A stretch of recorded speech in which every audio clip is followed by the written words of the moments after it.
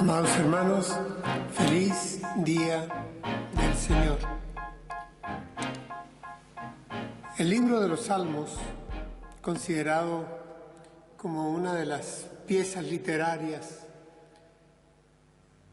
más famosas que el hombre haya escrito en tiempos antiguos, suele estar cargado de imágenes floridas, imágenes tomadas de la naturaleza. Y con ellas los autores de estos salmos ilustraban situaciones históricas, situaciones existenciales, situaciones espirituales. Quiero que hoy revisemos los primeros versículos del Salmo 42 y voy a leerlo para ustedes en versión Reina Valera 60. Dice así la palabra de Dios: como el ciervo brama por las corrientes de las aguas, así clama por ti, oh Dios, el alma mía. Mi alma tiene sed de Dios, del Dios vivo. ¿Cuándo vendré y me presentaré delante de Dios? Fueron mis lágrimas el pan de día y de noche, mientras me dicen todos los días: ¿dónde está tu Dios? Me acuerdo de estas cosas y derramo mi alma dentro de mí, de cómo yo iba con la multitud y la conducía hasta la casa de Dios, entre voces de alegría y de alabanza del pueblo en fiesta. ¿Por qué te abates, oh alma mía, y te turbas dentro de mí? Espera en Dios, porque aún he de alabarlo, salvación mía y Dios mío. Salmo 42, del 1 al 5. Este salmo, hermanos, que es un poco más largo, originalmente estaba unido al siguiente, al que numeramos 43. Es decir, formaban una sola pieza de canto, de alabanza. Su autoría se sabe, forma parte de aquella del linaje de Coré, de levitas dedicados a escribir y a cantar en el culto de Israel. Sin embargo, por alguna razón, el Salmo está escrito en una situación de exilio, en una situación de destierro, de distancia, de lejanía del propio templo y de la propia Jerusalén. Se encuentra escrito en un hebreo clásico exquisito. Se le considera una de las piezas especiales de todo el Salterio. Y se sabe que originalmente, pues, estaban unidos los Salmos 42 y 43, pero ya en los textos masoréticos y en la Septuaginta aparecen separados. Se piensa que por razones litúrgicas de canto fueron separados en dos, pero hay una unidad temática.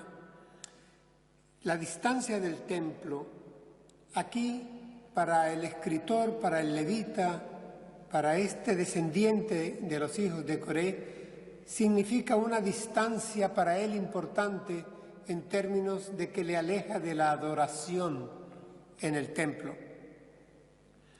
Es decir, se encuentra probablemente ubicado en el desierto hacia el norte de Israel, lejano de la ciudad capital, lejano del templo, del lugar preferido para la oración.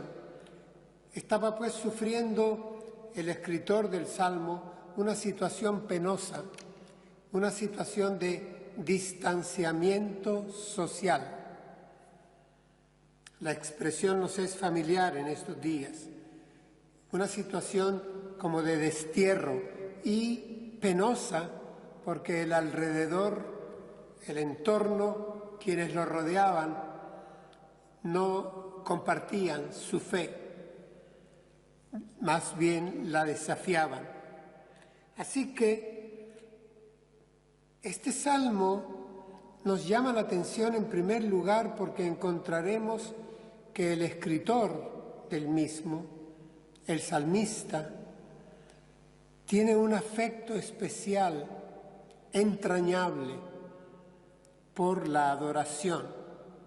Y sabiéndose lejano de sus hermanos,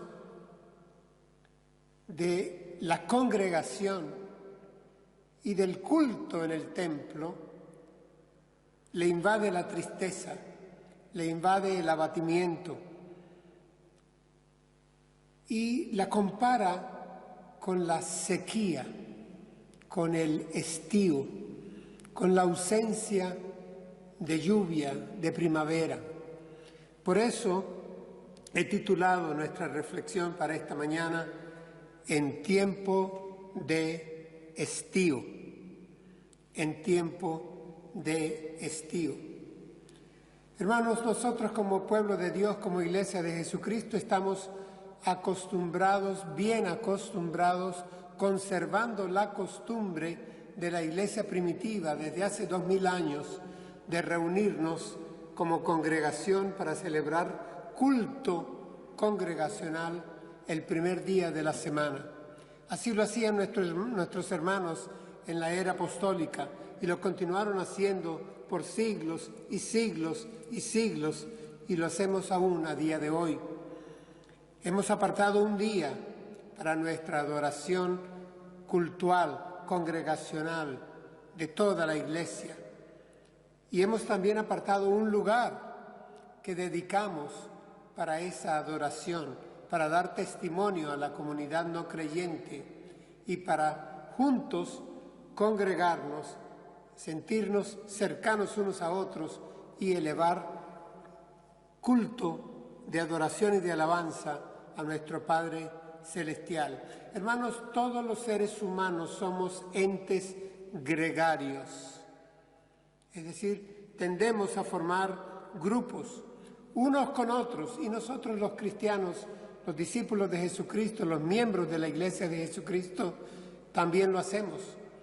Es decir, formamos parte de una familia de fe y nos agrada, nos conviene y acostumbramos reunirnos, estar juntos, unos con otros y al mismo tiempo juntos acercarnos a la presencia de Dios, rendirle culto. Esto es propio de toda la cristiandad y en tiempos especiales, tiempos difíciles como los que estamos atravesando, nuestras reuniones son afectadas por razones, por órdenes que debemos de obedecer, de seguir. Así que no puedo compartir la opinión de algunos predicadores sobre este salmo atribuyendo al escritor una crisis de fe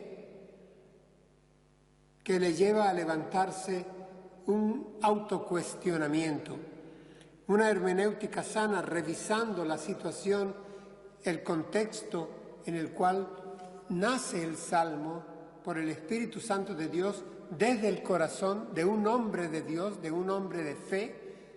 Encontramos que es alguien que añora, recuerda con nostalgia cuando podía unirse a sus hermanos en alabanza y en adoración en la casa de Dios. Este es el verdadero sentido del Salmo. Un hombre de fe que siente necesidad del templo. Templo viene del latín templus y justamente se refiere a un lugar dedicado a la celebración de un culto a alguna deidad. Evidentemente nosotros adoramos al Dios y Padre de nuestro Señor Jesucristo. Y lo hacemos un día especial, hemos apartado un día especial, hemos apartado un lugar especial, formamos una familia especial. Estamos unidos por el Espíritu Santo de Dios y nos reunimos porque Él nos convoca a esa reunión. Es decir, desde el punto de vista bíblico, desde que Dios forma su pueblo en el Antiguo Testamento hasta día de hoy, Dios quiere la alabanza de su pueblo reunido. No es una alabanza de lobos esteparios, solitarios por las estepas a la luz de la luna. No, es la alabanza de su pueblo congregado, la adoración congregacional. Ciertamente, Dios no habita en templos hechos de manos. El apóstol Pablo se encargó de advertírselo a los atenienses allá en la colina del Areópago. Ciertamente Dios no puede ser enclaustrado en templos hechos de manos. No lo encontraremos en una pagoda, no lo encontraremos en el Partenón, no lo encontraremos en una catedral. No. Pero si Dios no necesita de templos, nosotros sí necesitamos de templos. Porque necesitamos de lugares especiales, apartados, dedicados, a los que llamamos santuario, y los llamamos adecuadamente, porque la palabra santo significa apartado, consagrado, dedicado. Dedicamos con nuestras ofrendas, con nuestros esfuerzos, un espacio que sea propicio para la adoración reverente, inteligente, en alabanza cultual a nuestro Padre Celestial, donde nos podamos nosotros reunir. Es este mismo Dios que no puede ser confinado a cuatro paredes, quien manda a su pueblo en la travesía del desierto a construir el tabernáculo, la llamada tienda del encuentro, que Él llenaba con su presencia, que la gloria de Dios plenaba a totalidad. Es este mismo Dios el que le indica a David y a Salomón cómo construir el templo para su gloria, para su alabanza y para la adoración del pueblo. Es este mismo Dios el que le indica al pueblo cómo reunirse los sabbat, los días sábados, en las sinagogas, todos los sábados. Pero es que es este mismo Dios al que se refiere el Señor Jesús, nuestro Señor, cuando llama al templo la casa de mi Padre.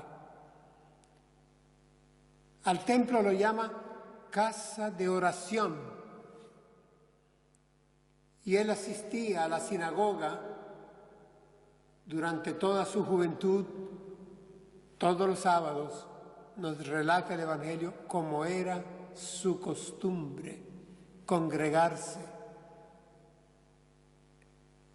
Sabemos que la iglesia primitiva se congregaba en casas para adorar, para alabar, para orar, para leer la palabra, para abrazarse unos con otros, para partir el pan, para compartirse alimentos unos con otros, para compartir sus necesidades, para permanecer en la doctrina sana de los apóstoles.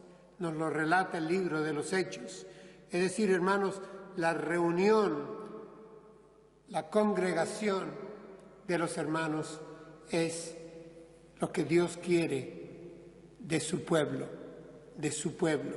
Y sin lugar a dudas es algo que por razones superiores, impuestas, lógicas, razonables, hoy en día no podemos hacer y debemos de observar esta distancia social, pero también tenemos que decir que extrañamos nuestras reuniones, extrañamos nuestro culto en el templo, nuestra reunión dominical, nuestros estudios juntos los días sábados, nuestros cultos de estudio y de oración los días jueves, nuestras reuniones en casas de familia, nuestros cultos familiares, son los que hoy en día podemos nosotros continuar. Analicemos un momento el texto brevemente con esta introducción que les he planteado y veamos cómo comienza. El salmista, el levita, dice así, escribe así: como el ciervo brama por las corrientes de las aguas, así clama por ti, oh Dios, el alma mía. Mi alma tiene sed de Dios, del Dios vivo. ¿Cuándo vendré y me presentaré delante de Dios? Hermanos, notemos en 3 oportunidades, en 3 ocasiones, está mencionando aquí el nombre de Dios. Dice que clama a Dios, dice que tiene sed de Dios y se pregunta angustiado cuándo llegará el tiempo para presentarme en congregación ante mi Dios. Esto sale del corazón de un hombre de Dios, de un hijo de Dios. Anhela, suspira, clama, porque para él es una necesidad vital. Habla de sed y la compara con la del ciervo, que en un terreno árido brama por las corrientes de las aguas. En el libro del profeta Joel, esta era una comparación frecuente en la cultura judaica. Leemos lo siguiente: las bestias del campo bramarán también a ti, porque se secaron los arroyos de las aguas y fuego consumió las praderas del desierto. Es decir, hermanos, indudablemente la situación que plantea el salmista es la de imposibilidad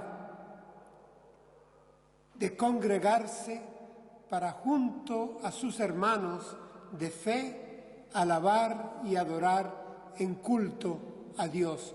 Pero es una situación impuesta que no depende de él, no es voluntaria. Yo aquí quiero, como pastor, hacer un llamado a la reflexión, porque con cierta frecuencia observamos los ausentismos voluntarios, porque tenemos hobbies, porque tenemos aficiones, otros compromisos, porque le damos más importancia a otras cosas que a congregarnos alrededor del agua que calma la sed, del manantial que calma la sed. Hay hermanos que pareciera les gusta jugar al solitario. Hermanos que inclusive consideran que ninguna iglesia es digna de ellos y se congregan de vez en cuando. ¿Qué contraste, hermanos, con esa prisa que a veces observamos cuando venimos al culto exactamente a la hora en que ya va a empezar y apenas estamos cerrando nuestra adoración congregacional con la doxología y ya estamos escapando de la comunión fraternal, del abrazo de los hermanos, de disfrutar con deleite el tiempo cultual en adoración. Es lo que aquí extrañaba desde tierra lejana el levita, descendiente de los hijos de Coré, cuando escribe este salmo.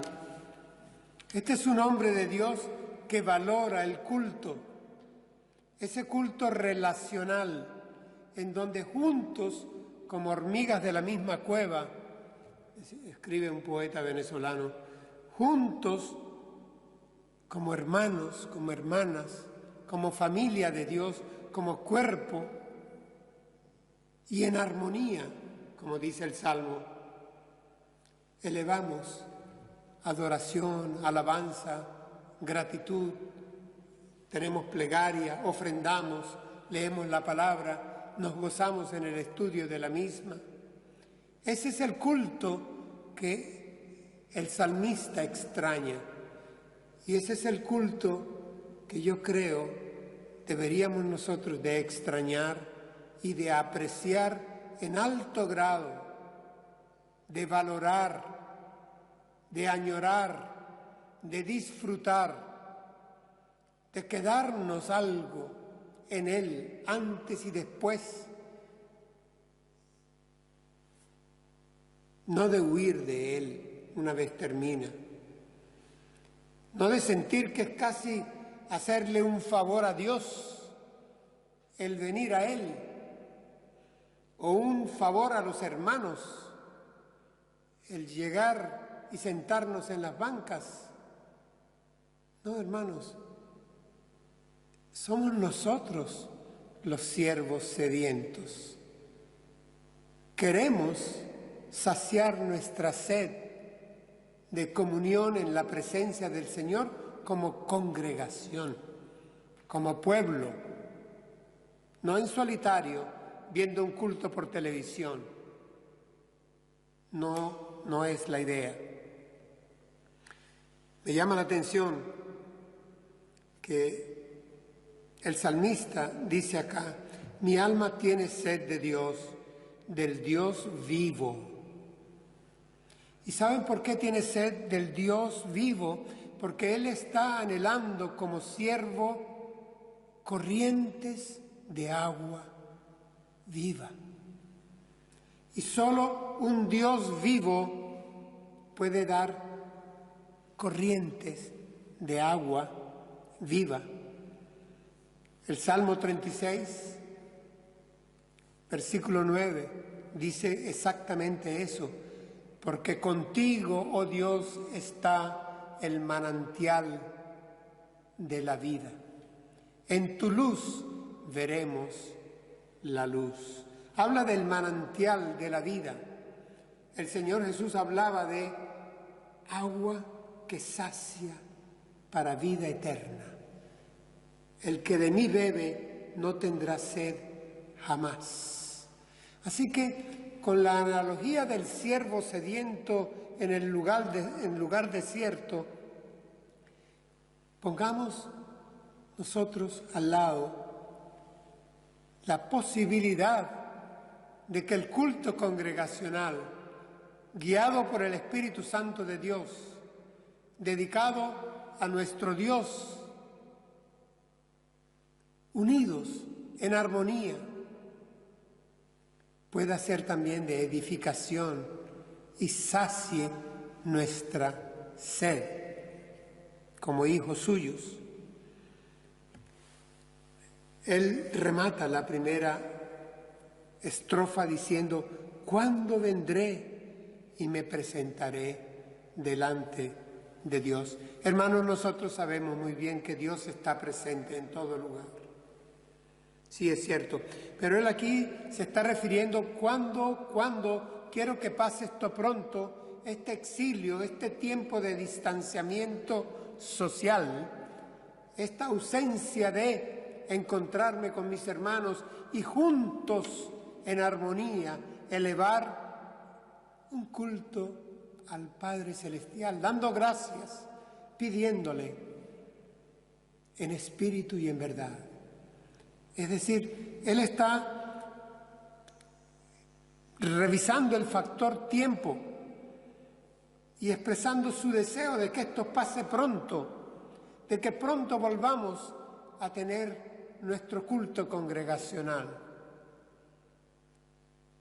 Yo creo que esto está en todos nosotros hoy día y que lo está siempre cuando por razones laborales o razones mayores tan solo nos vemos de domingo en domingo, teniendo oportunidades de podernos encontrar en el templo en otras actividades, también de culto, también de edificación, también de alabanza, también de oración. ¿Cómo continúa el Salmo? Hay una confesión de parte del salmista. Su dolor no cesa.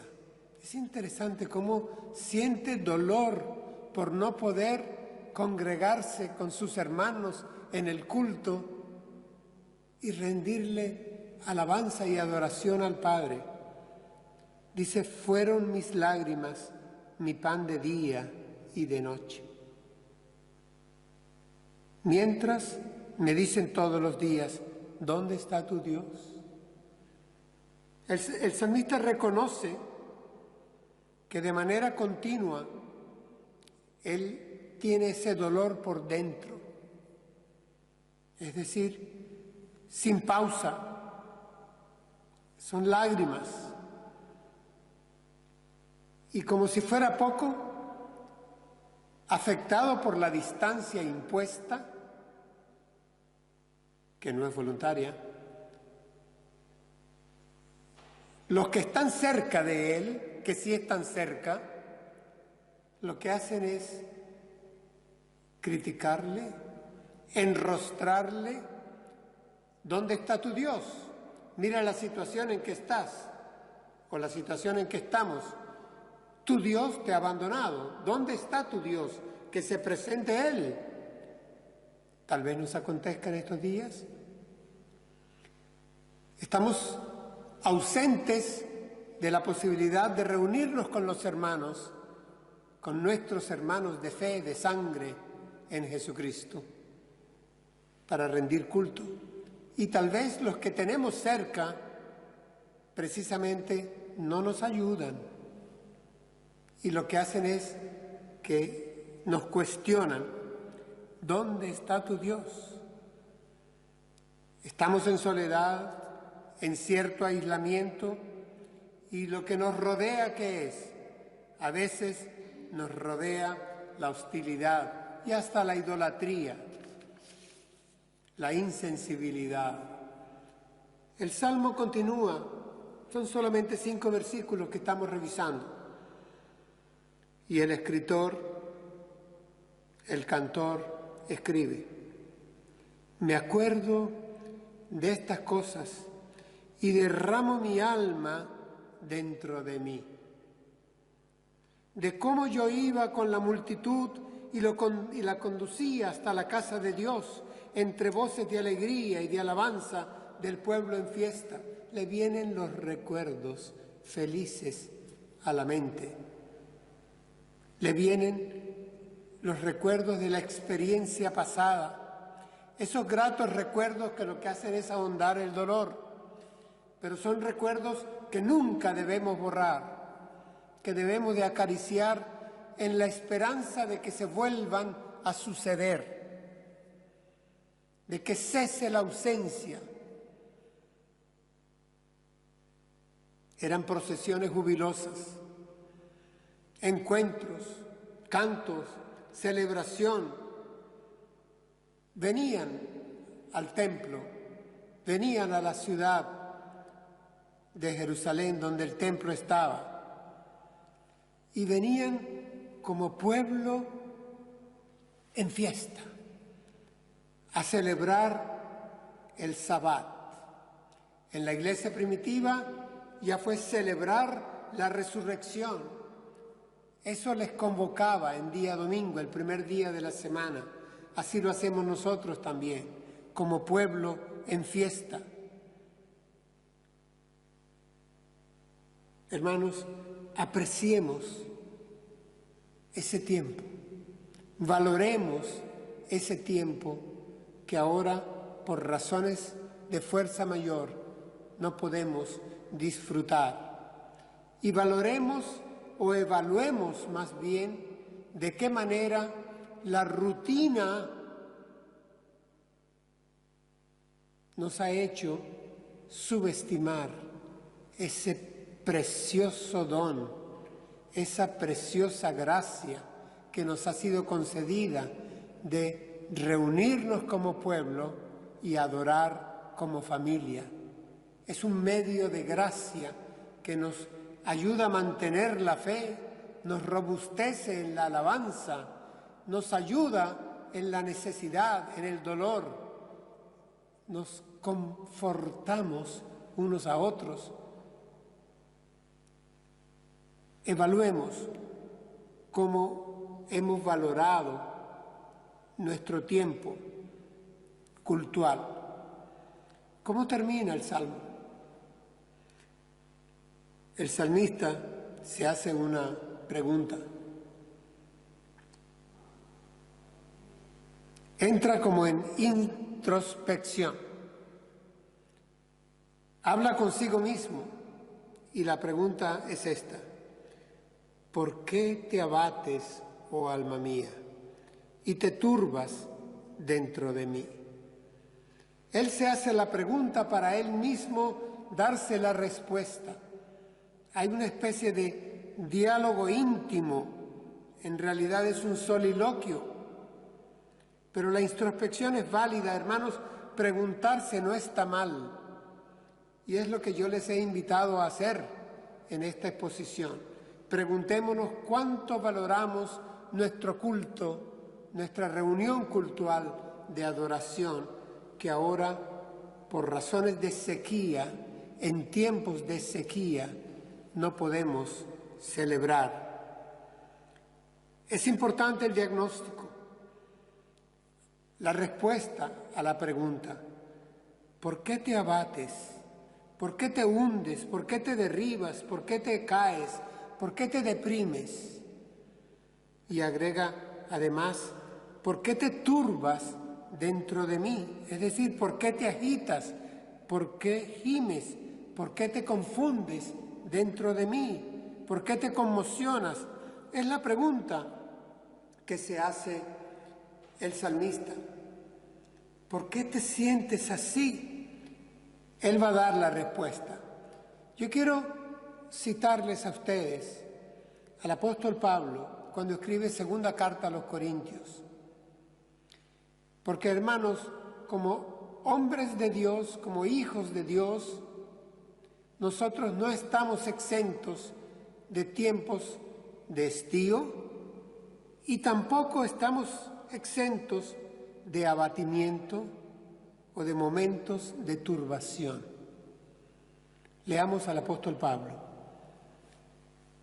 Escribe él, atribulados por todos lados, por fuera conflictos y por dentro temores.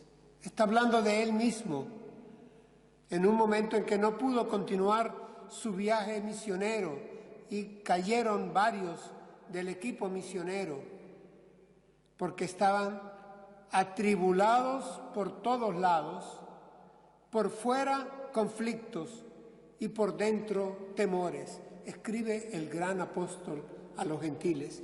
Y esto también pudiera acontecernos, que además de que exista un tiempo de estío, un tiempo de carencia, un tiempo de sequía, un tiempo de ausencia, de distancia, en el cual no podemos celebrar nuestro momento especial de culto dominical o de culto congregacional, además pudiéramos tener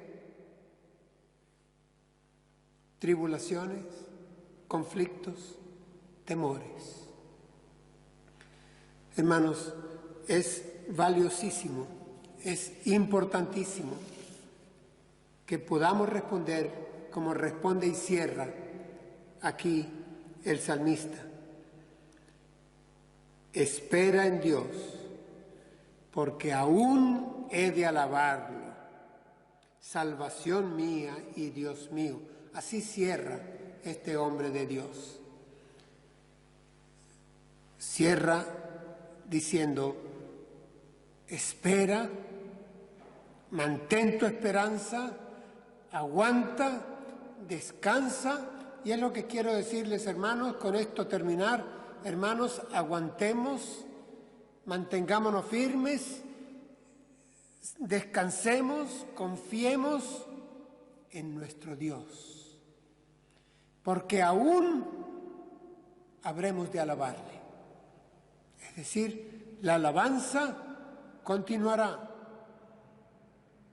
Otro escritor de un salmo dice, bendeciré al Señor en todo tiempo, y su alabanza estará siempre, siempre en mi boca. Salmo 34. Bendeciré al Señor en todo tiempo, su alabanza estará siempre en mi boca. Reina Valera 60 dice, de continuo en mi boca. Sí, hermanos, quiero cerrar la reflexión de hoy recordándoles que esto pasará. Tenemos que aguantar, esperar, confiar, soportar, descansar, mantener nuestra esperanza en el Señor. Ya llegará el momento en que le habremos de alabar una vez más, juntos como congregación, en un culto precioso de acción de gracias, porque el Señor es bueno. Así remata el Salmo, Salvador mío, Dios mío, salvación mía, Dios mío. En tiempo de estío, aferrémonos a nuestro Señor.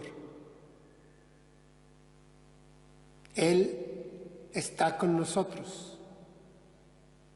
Confiemos en Él, descansemos en Él, alabémosle en todo tiempo.